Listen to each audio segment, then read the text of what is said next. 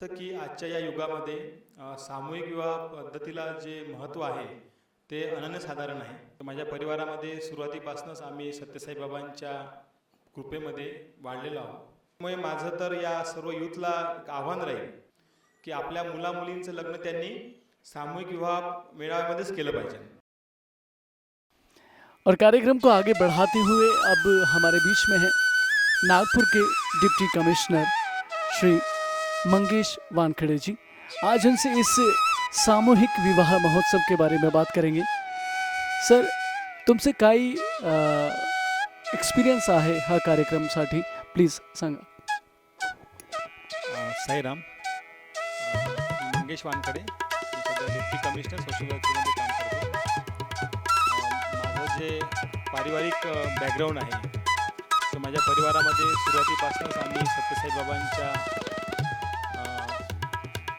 कृपेमध्ये वाढलेलो आहोत आणि त्यांची कृपा आमच्या परिवारावर आणि आमच्यावर नेहमी राहिलेली आहे. सर्वधर्मीय सामूहिक विवाह मेळावा हा जो कन्सेप्ट आहे हा खूप वर्षापासून चालू आहे आणि मी डॉक्टर नंदुरकर विद्यालयाचा विद्यार्थी असल्यामुळे मला शाळेपासूनच या कार्यक्रमामध्ये मला भाग घेण्याचं एक सौभाग्य मिळालेलं आहे आणि मी वर्ग 6वीपासून या कार्यक्रमामध्ये आम्ही सहभागी आहोत. बहुत बहुत शुक्रिया. और ख़ासतौर पे एक और सवाल, माफ़ कीजिएगा मैं आपसे हिंदी में ही सवाल कर रहा हूँ, आप इसका उत्तर मराठी में दे सकते हैं.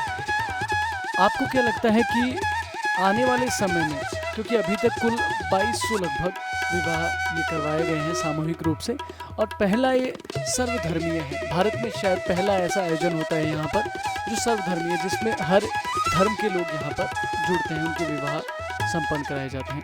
आने वाले समय के लिए क्या कहेंगे, कितने विवाह और करवाने का प्लान चल रहा है, क्या योजनाएं हैं, और इससे क्या यूथ को क्या फ़ायदा होगा, गरीब परिवारों को क्या फ़ायदा होगा? मला वाटतं की आजच्या या युगामध्ये सामूहिक विवाह पद्धतीला जे महत्त्व आहे ते अनन्यसाधारण आहे. कारण यामुळे लोकांच्या पैशामध्ये बचत होते आणि विशेषतः महाराष्ट्रामध्ये आणि विदर्भाचा जो भाग आहे हा भाग दुष्काळी भाग आहे. इथे लोकांकडे जो पैसा असतो तो कमी असतो आणि लोक लग्नासाठी कर्ज काढून लग्न करतात. त्याच्यामुळे माझं तर या सर्व यूथला एक आव्हान राहील की, आणि शेतकऱ्यांना पण राहील किंवा पालकांना पण राहील की आपल्या मुलामुलींचं लग्न त्यांनी सामूहिक विवाह मेळाव्यामध्येच केलं पाहिजे.